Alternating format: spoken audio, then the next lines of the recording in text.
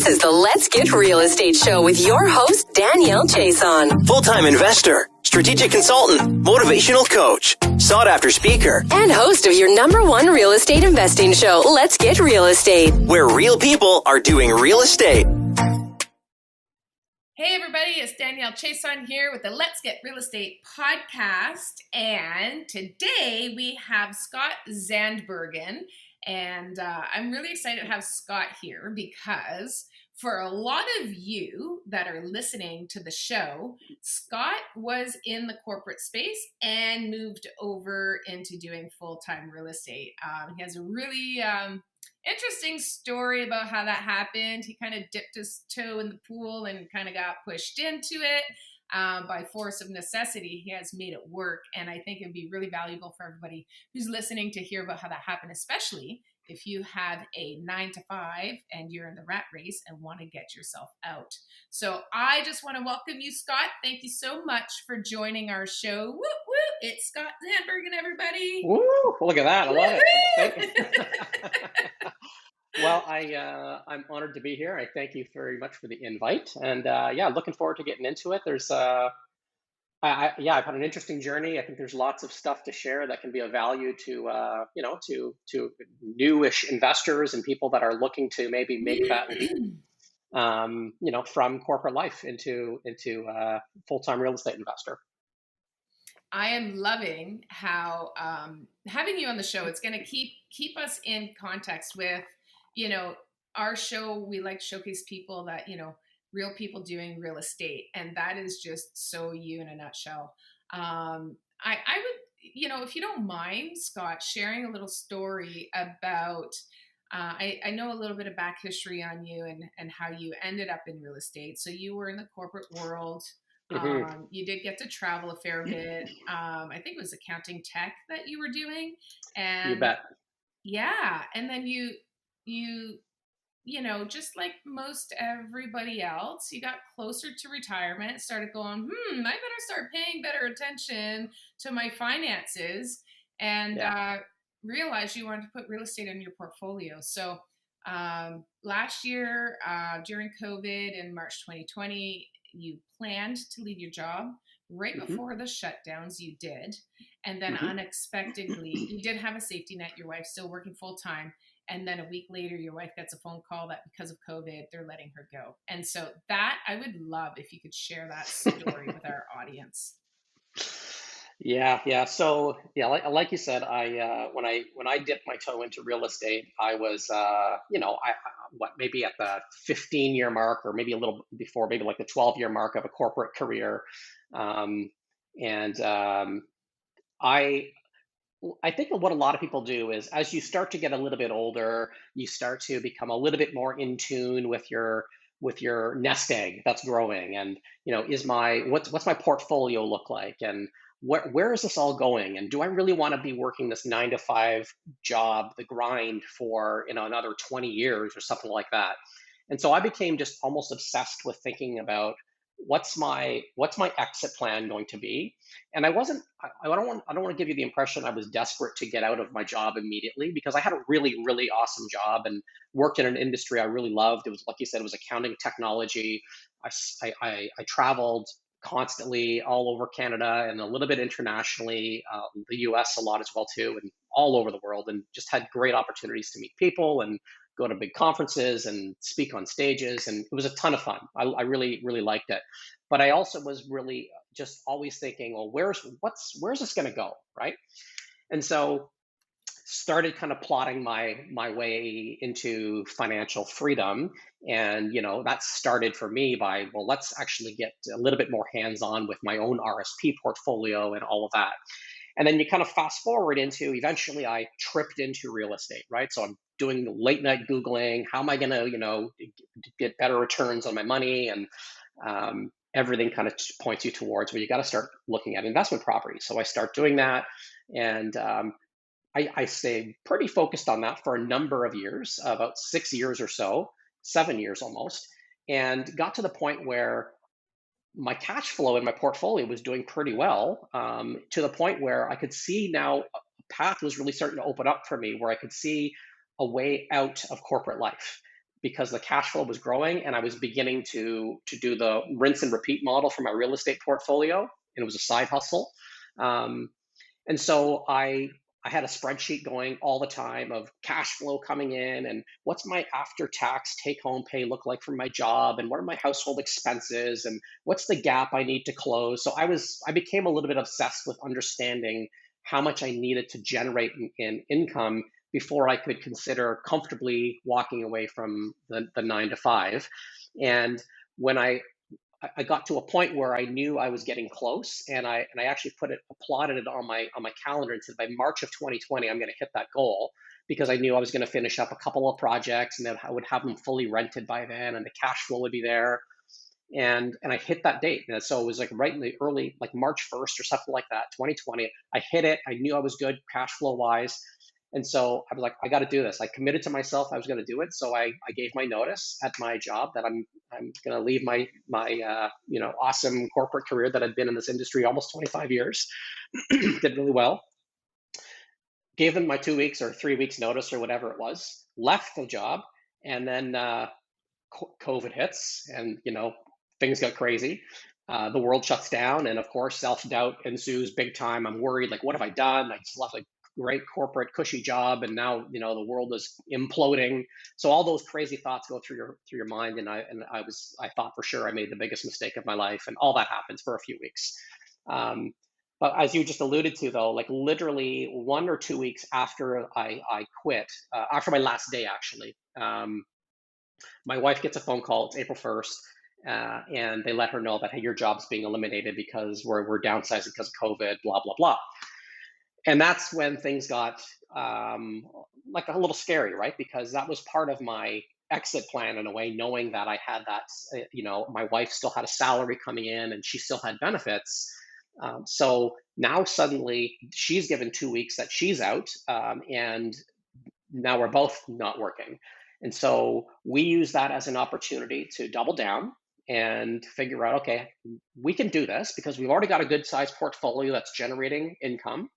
Um, we know what to do more of that. So you go to your toolbox and your box of tricks, and you go do more of them. And that's what we started doing. We took on some flip projects, and we just kept on going. And here we are now. What has it been? 18 months or so later, and we've acquired several more properties. We've added more to the portfolio. We've done a handful of flips, and we're sticking with it, right? And so we're now like fully committed to doing this as a business. We've incorporated the structure. We've hired a part-time employee to help us out on some tasks now with maintenance, things like that. And so but I would say that we're all in now. We're all in this thing, and I couldn't be happier, right? Because it's given us time freedom. Like, we're busier than ever. Don't get me wrong. We've got a lot of projects on the go at any given time, but we're driving our own schedule now, right? Like, so we're in charge of what we're doing, and we're holding ourselves accountable, and it's a great feeling.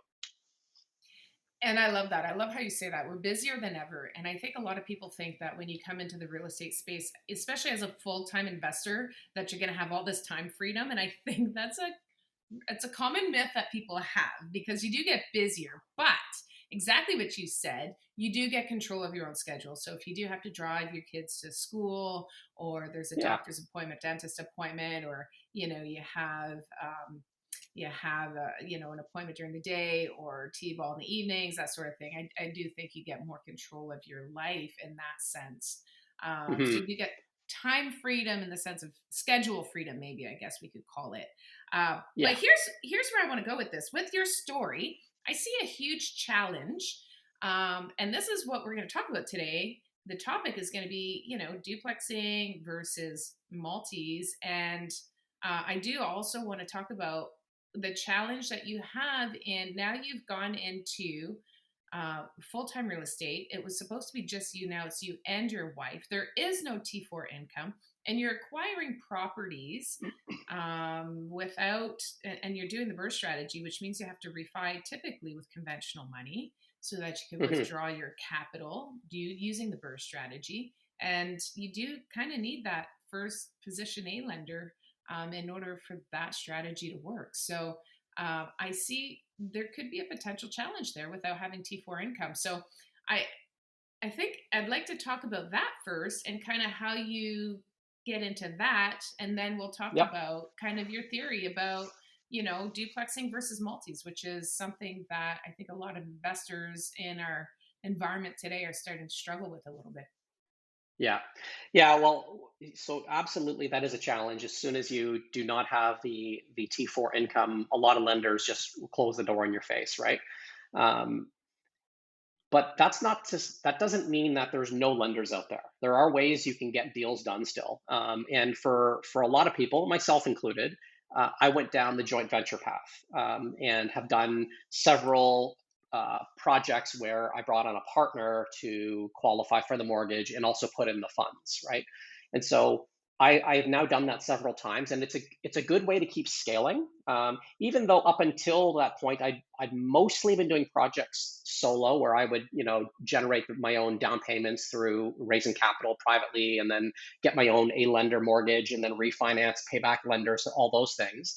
Um, as soon as you lose a T4 income, yes, things do change. Now, I will say though that I was relentless. Like I didn't want to give up, knowing that I figured there still would be opportunities to find financing. So joint ventures work, um, but in the meantime, I also started networking with more brokers. So have some great mortgage brokers that I'm very close with, that I just opened up the books to, and I said, like, help me look at my options here. Do we need to look at B lenders? Um, are there other A lenders we could look at that maybe would look at me as my portfolio, not just based on T4 income anymore, but maybe the assets that I'm holding and things like that. And I actually, it took a lot of time, and I would say maybe 8 months of going back and forth and pushing and questioning and more documents shared and whatever else. But I did get one. I got an A lender mortgage on a duplex since I left my job, and this was within the first 13, 14 months of leaving, that I managed to get an A lender mortgage on one of my duplexes. And it was through their portfolio lending program. It was CIBC. And they have a program where if you've got assets, and that's generating good income, they look at all the ratios, and we got there. Now, like I said, it was a massive undertaking to get there. Like, I've done lots of mortgage approvals in the past. This one was way more intrusive than I've ever had to go through before. But we got it, and so it kind of gave me hope in a way that, okay, I can still do this. I can still get financing, and I know that it only gets easier from here, right? Because as I continue to build a track record and add assets to my portfolio, and as I build up personal income from my portfolio on my tax returns, and you have a couple of years of that, then more doors start to open again. So I was kind of told by several people when you're leaving that, hey, you're probably going to have to go into this 2 year period or so of going dark, or like not much. You're not going to get much financing from a lenders, because you're not going to be able to report much income at first. So that's kind of true. But I did manage to eke out that one from CIBC, and I'll try to get another one from them soon. Um, but everybody always needs to know though that in that first period where it's really hard to get financing, a joint venture can be your best friend, right? Like, bring on a great partner that you are aligned with, that you have shared values with, that you can talk about the project, you can share the goals with them, and if you find the right partner that's looking to get into investing as well, and they just want to give you the keys, so to speak, and like drive a project forward, that can be a great way to grow as well. You just have to keep in mind that when you're doing that, you're going to give up 50% or so of the equity of the property. But if you're not putting in the money to do so, then maybe it's not a bad trade-off, right? I mean, you're putting in your time and effort and your contacts and your network to drive the project ahead. So Well, and you know what?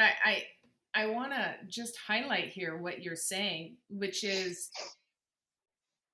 there's no, people will tell you no all day long, and you don't have to accept no. You just have to keep driving through that and keep searching. So there's a thing that I heard quite a while ago, and I couldn't tell you who said it, but there's the easy way and the right way. Meaning there's the easy way and the mhm. hard way, right? The right way being the hard way. And if you do push and you go down that hard route, there typically tends to be more of a reward, because the harder you work for it, the better the reward typically. And so that's essentially what you're saying here is you pushed hard, you looked and you looked and you looked, you vetted, I don't want to guess at how many mortgage brokers you went through to find that one that understood what your needs were and understood that there was value in a long-term relationship and nurturing that and doing the Yeah. work for you. And so I can speak from experience here. I've done the same thing since COVID. I went from flipping and duplexing into just multi-unit acquisitions. And in the first 6 months of kind of taking that shift, we bought 40 doors with 6 different companies, brand new companies. And Oh, so wow. you don't have to go dark. You don't have to go Yeah. dark in the first 2 months if you have somebody who can work with you and understands. And there are people out there, but they're just really hard to find. So kudos to you Yeah. for not taking no and moving forward. Yeah. And Danielle, I think that's maybe it's a segue into the other topic I know we're going to cover. Because one of the things that more than one broker gave me advice on was, if now that you're self-employed, and if you want to keep growing, the better option might be to go commercial, right, where you don't have to qualify under residential um, programs anymore, because when you're qualifying under residential, they're looking at you personally, your income. When you look at commercial, it's less about you and it's more about the building, the asset, the income it generates. And so, because of those conversations, that's really what started getting me thinking about, maybe this is the time when I should like graduate from duplexes into something else. And I didn't. I said no. I still like my boring, simple duplex strategy, so I stuck with it. And I did, and I was more adamant that I got to find financing, and I managed to get one. And I'm not done, by the way. Like, I still think that. Like, I started now reaching out to some local credit unions, even in the city where I'm currently in now, which is Belleville. There's credit unions here, and I've started kind of putting in some calls into various contacts that I've seen, because I've heard other investors have success with just generating relationships with like local credit union people that can buy into you as an investor and your story, and you show your track record and your history, and there could be an option there to keep growing, right? So, anyways, I'm at the point where I've kind of realized there's money. I can find it. It's just a matter of you gotta push. You gotta know which doors to knock on. Right.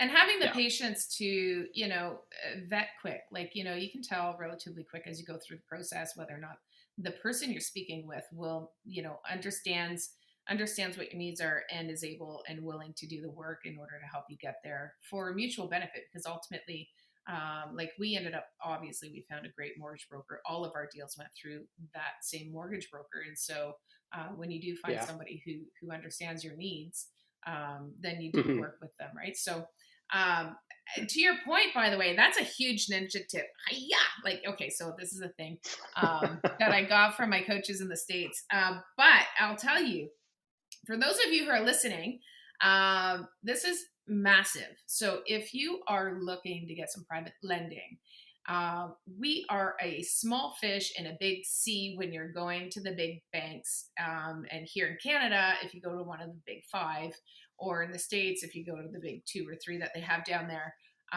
we really are small. And so if you go to, and even here locally, like if you go to a credit union in Toronto, you're not going to get the same attention as you will, to your point, going to a credit union in a smaller market. Or I was also taught by my coaches, you can go to a new bank. So, when you see subdivisions growing and you see local banks kind of pop up when they're new, they're looking Mm. to build their portfolio, Hmm. which is also something. So if you go to a small market where there's potentially a new area, go to that bank, or Hmm. that credit union, and start building that relationship. And that's exactly it. Those smaller banks are looking, they're more personal. They don't have this Hmm. huge massive portfolio and big fish that we get compared to. And then all of a sudden you can be maybe a medium fish inside of that Hmm. branch, and Yeah. get. Yeah, and never underestimate the value of a relationship, right? With that individual, because they are basically, they're betting on you, right? And if you can build a relationship with them, and build some trust with them, like they can take that a long way internally, right? And sell your story to whoever they have to sell it to. So business is about people and it's about relationships, And so if you can find the right people that are going to champion your cause, then I think you can go places. 100%. And especially now, like I'm going into smaller markets. So I'm finding working with banks in those smaller markets, they know that market and they see, like the bigger banks that are maybe more in the urban areas and you're calling your local bank that's down the street from your house. But Yeah. you're somewhere, up north or out east or west or whatever. And, they just don't know that market. So they're underwriting a property that they really don't know. And they don't want to be in that area because, that property might be worth $250,000, $300,000. They're used to writing nicer looking properties for $700,000, $800,000, less work, less risk. And so, Yeah. it's just way more beneficial to be with a local bank for sure. Yeah. Well, that was a little side note. Woohoo! Okay, there you go. Moving on. Okay, but tell me about duplexing versus multis. What is your take on that? Because you did share with me that there's a little bit of a challenge there because right now, if you look at everything, like all of the podcasts and all of the trainings and learnings, it's all about multis and everybody's competing for these multis, the small multis, 4, 6, 8 units, maybe 10, 12, even going out. I've competed in 24, 32 unit buildings. There's just multiple offers. People are going in firm. It's crazy. So what is your take on doing these single family or duplexes, the residential buildings versus the multi-unit buildings? Well, first I would say that I have suffered a little bit of FOMO, right? Fear of missing out by not jumping into that space yet. Because for the reasons that you're talking about, right? Like you see that it's a small community that we're in, right? The real estate investors, a lot of us know each other, and you see people that are acquiring 12 unit buildings, 24 unit buildings. And I think naturally, the FOMO effect kicks in a little bit. You're like, if they're doing that, like maybe I need to be doing that. Like clearly there's some reason why people are after the big buildings, right? Like, is that the big way to generate wealth quickly? Is it a cash flow play? I don't know what it is, but I mean, there's something to be said about kind of growing as an investor and like, what's your next step? So that's my backdrop to say, it's in the back of my mind. I see it and I'm curious about that. Now, that said, I've looked at some deals, like when I've seen a wholesaler have a deal that's a multiplex, or I've seen a realtor post one on MLS, and I've looked at the financials, I've analyzed deals. There's something within me that still steers a little bit away from it, and I think it's because I like my current model of finding my 1960 bungalow with grandma's kitchen and wood paneling and whatever. I like that asset class because I grew up in one, so I can relate to it. I just something about the neighborhoods I find these houses in, 1,000 square feet. There's lots of room in the basement for a suite, and in the way that I view it is that I've kind of perfected my systems to find the properties I like. Like I've made lots of offers now and I've acquired properties, many of them of sight unseen. I just see them on paper. I see a picture from Google Street View. I'm like, I know it's going to work. And I'll buy it and I feel comfortable with it. And it's to the point where, I've perfected the system, my processes, I've got the teams that can help me execute on them. And it's become very boring, right? It's become simple. It's become boring. It's become monotonous in a way. And so, but there's another school of thought, which is if it's working and if I can generate good cash flow out of these buildings and they're continuing to appreciate in value, and we all know the last year or two has been crazy for growth, and that's not going to last forever. We all know that. But we didn't see this coming, and we've certainly benefited from it, the explosion in value of assets. For me personally, I keep coming back to it works. I like it. I can relate to it. I love the tenant profile that I'm able to attract in duplexes. Why wouldn't I just keep doing it? Because it's working for me. So that's kind of where my struggle is right now. I'm just keeping it real, right? Like I struggle with this because I like it, but I sometimes wonder, is it too easy for me now? And maybe I do need to figure out how to buy a 24-plex building and put those same skills to work. And I think that comes down to, what am I solving for here? What's my long-term goal? Where am I going with this? Why do I feel like I need a 24-plex in my portfolio? Maybe I don't. Maybe I just need to get to, you know, maybe if I had 40 paid for duplexes, I would be like the same.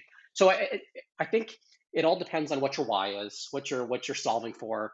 Um, the other thing, when I said tenant profile, in my experience, I like who I'm able to attract in a duplex as well. Like I tend to get a lot of younger, newer families that want to rent a main floor or a basement unit, and they tend to be the type of tenant that might have aspirations to buy their own property in the next 3 years or something like that. That's exactly what I want. I don't want somebody that fills out my rental application and says I'm looking for my forever home. I'm like, no, not for me.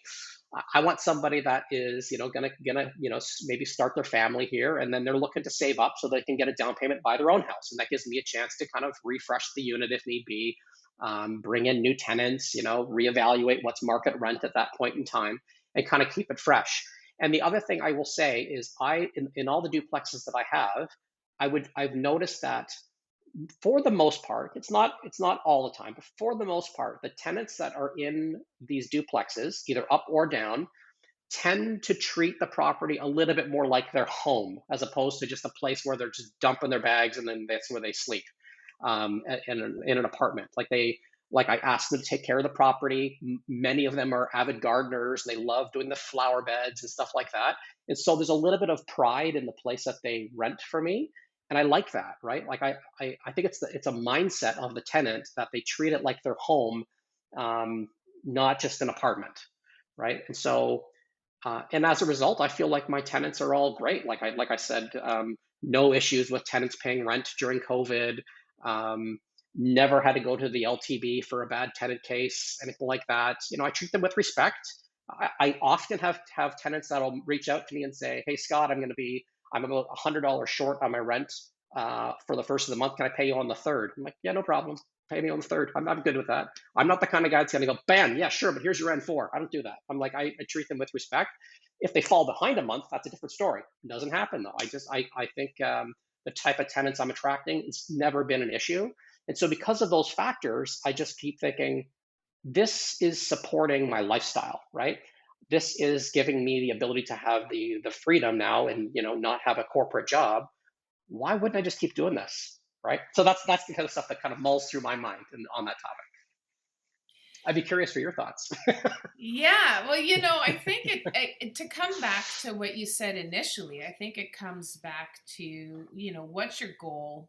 What's your end game? What is the purpose of why you're doing what you're doing as a real estate investor? And you know, part of having a duplex versus a larger multi-unit building is the fluidity to be able to refinance on one. It's the fluidity in being able to sell one if you wanted to and reallocate the funds somewhere else. If you're getting closer to retirement, maybe you just want to downsize, not manage so many properties. You can sell a handful of them, go into private lending, still make a good return. You could do 8 to 10% of private lending if you're first or second position Hmm. mortgage, and and then maybe give it to a property manager for the remaining properties. I think there's a lot more flexibility with a multi-unit. I can't just sell a building. I've got partners on that, so the fluidity isn't there. Hmm. There's not as much room. You do pay for property management, especially the multi-units that I'm investing in are not in the markets that I live in, and so I've had to move into that property management space, which has, as you know, its own difficulties and challenges. But at Hmm. the end of the Hmm. day, I think it just really comes back to your end goal. So, what do you want to, and also, like, if you're looking at appreciation or if you're looking at cash flow, Because when you're going into smaller markets, you're maybe talking more cash flow and less appreciation. In markets like you're in right now, you're going for a lot more appreciation, maybe not so much cash flow in the beginning. That will come with time, as you said, as tenants turn over and Hmm.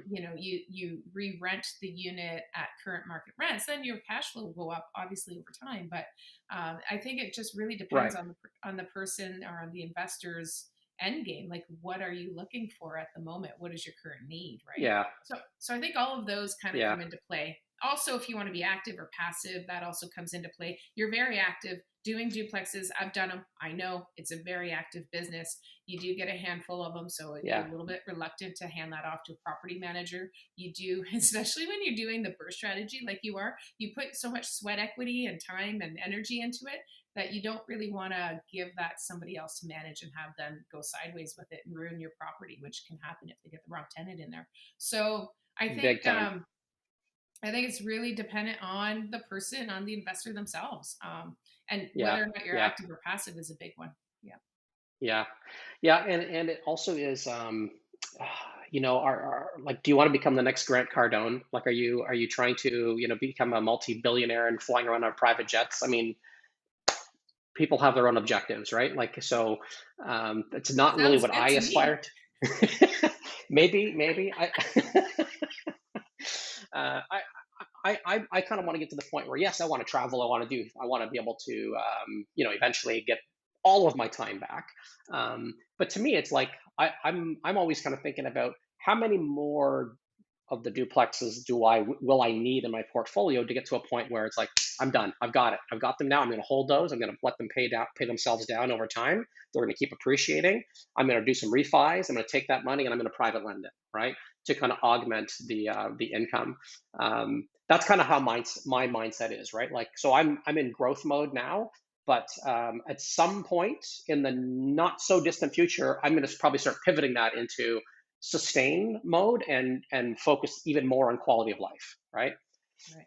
So Yeah, and that I think that's what it boils down to. Ultimately, it's just a decision that is made based on the person's goals and what their yeah, needs are, in that set of time. But as you know, real estate investors don't stay in any one spot. I mean, we're very fluid. We grow, we evolve.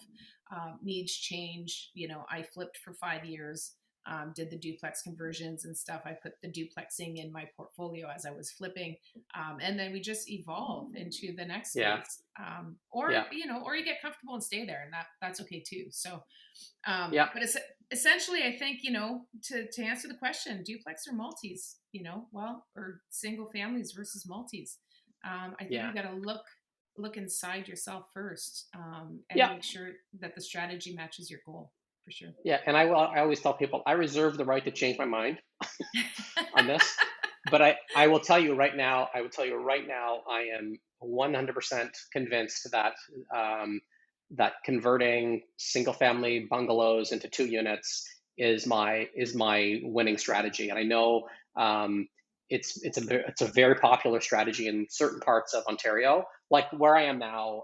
Like I'm in Belleville right now. It's not nearly as common here, and hopefully I'm not letting the cat out of the bag, so everybody come to Belleville. But this is a city that's starving for rental units, right? And so the rents that you're able to charge in Belleville are equivalent or more than a city like Hamilton, which is surprising. And the purchase prices are way less, right? So the cash flow is very good. The appreciation is still strong, especially through the last year.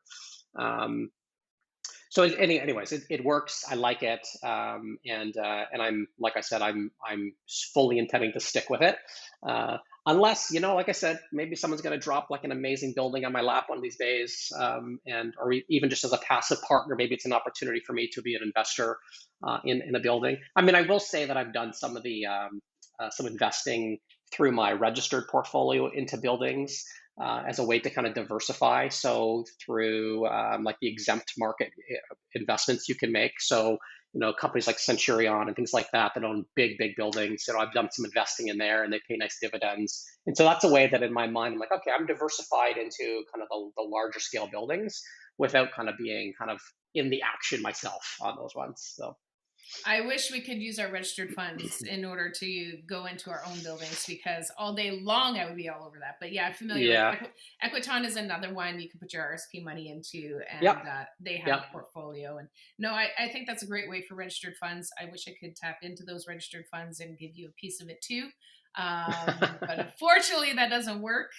But anyway, yeah, I think I really, really love having you on. I think everything that you brought to the table today, there's a lot of listeners that are going to resonate with this. There is no doubt in my mind. This is, the foundation of real estate investing right now in Ontario and in a lot of places. So thank you so much, Scott, for bringing it to the table today, sharing your story. Keep crushing it, my friend, doing those duplexes.